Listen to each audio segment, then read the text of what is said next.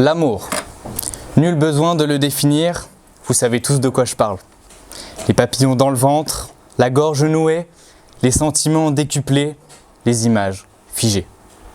Et tant d'autres émotions d'une force inégalée. L'amour est fort, beau, envoûtant. L'amour est universel. Il est omniprésent. Il est avec nous ici, en ce moment même.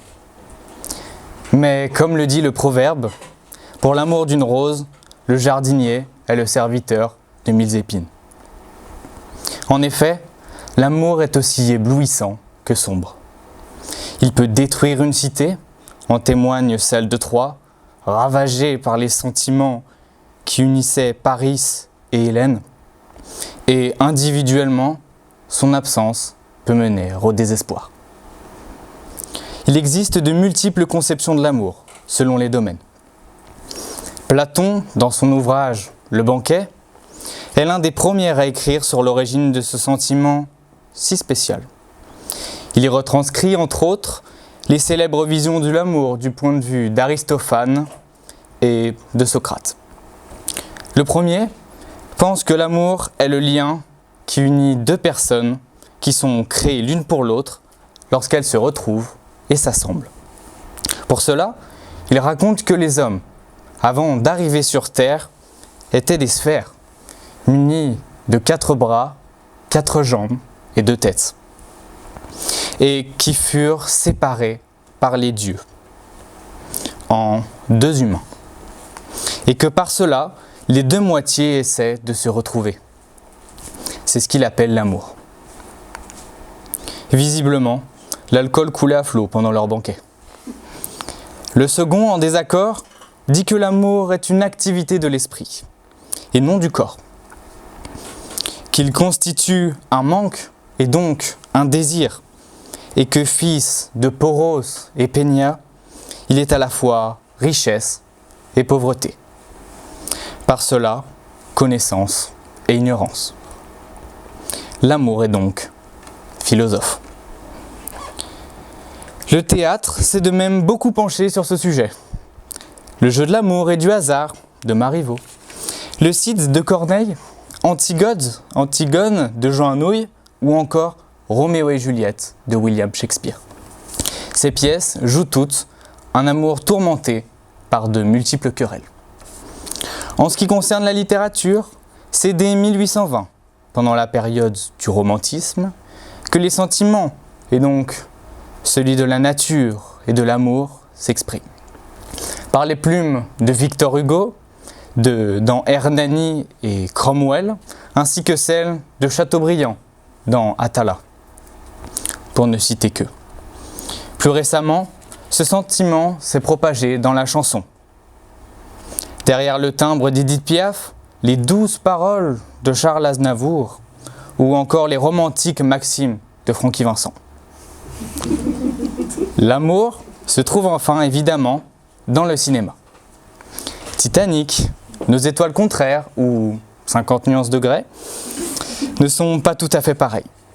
Quand Titanic relate d'une belle histoire d'amour entre un homme et une femme opposés socialement, Nos étoiles contraires jouent la triste histoire de 2 âmes sœurs séparées par la maladie, alors que l'amour, le vrai, est complexe. Il est à la fois rassurant et chaleureux. Mais il peut s'avérer dangereux et dévastateur. Et c'est pourquoi il a besoin, telle une princesse en détresse, de son servant chevalier, pour venir de la délivrer des griffes d'un redoutable quadrupède ailé au dos écaillé. C'est ici qu'intervient l'ego. Ce sentiment possède 2 sens. L'un plutôt commun renvoie à l'orgueil et à la fierté et est assez mal vu de la population, quand ton second sens, il est issu de la psychologie. L'ego représente le moi, c'est-à-dire la représentation que l'on a de soi-même.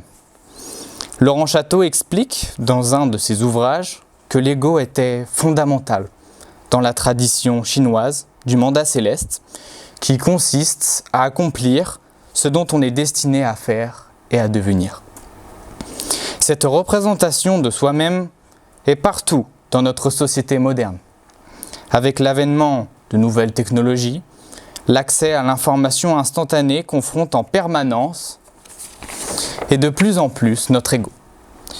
Il est devenu commun sur ces plateformes de tomber nez à nez sans cesse avec des personnes dont le physique est tellement élégant qu'on ne flattera jamais leur gentillesse lorsqu'on fera l'éloge de leur splendeur. Et cet ego, bien contrôlé, peut s'avérer être un outil indispensable. Il peut permettre à une personne timide de s'affirmer.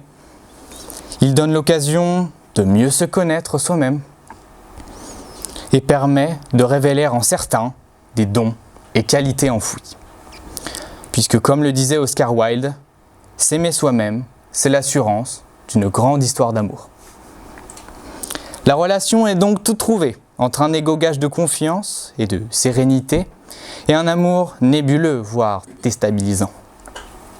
Sans ego, l'amour est impossible, puisque pour que deux êtres s'avouent leur amour, il faut que ces derniers possèdent la force de se confronter à cet amour. Force que procure l'ego.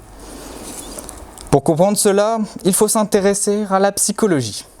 En effet, cette science de l'esprit s'est bien évidemment aussi intéressée à cette fameuse question de l'amour.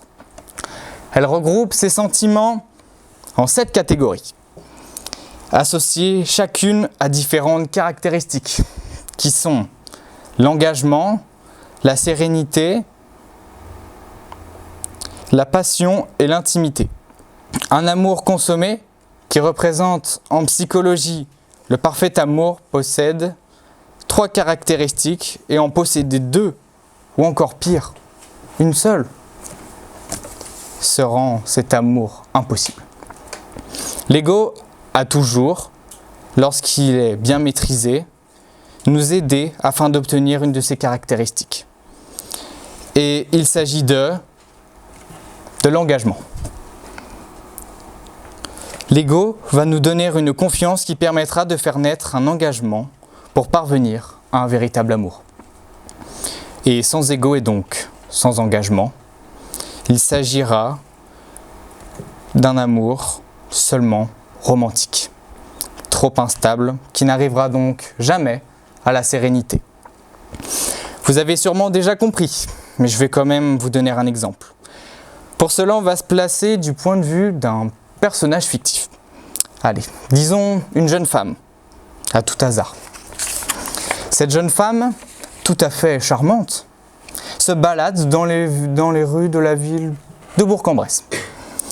Elle arpente les rues quand soudain, elle tombe nez à nez avec un ravissant jeune homme. Les yeux verts, les cheveux blonds, une chemise blanche, un pantalon de costume bleu, un fort charisme et une sorte d'aura tout à fait extraordinaire.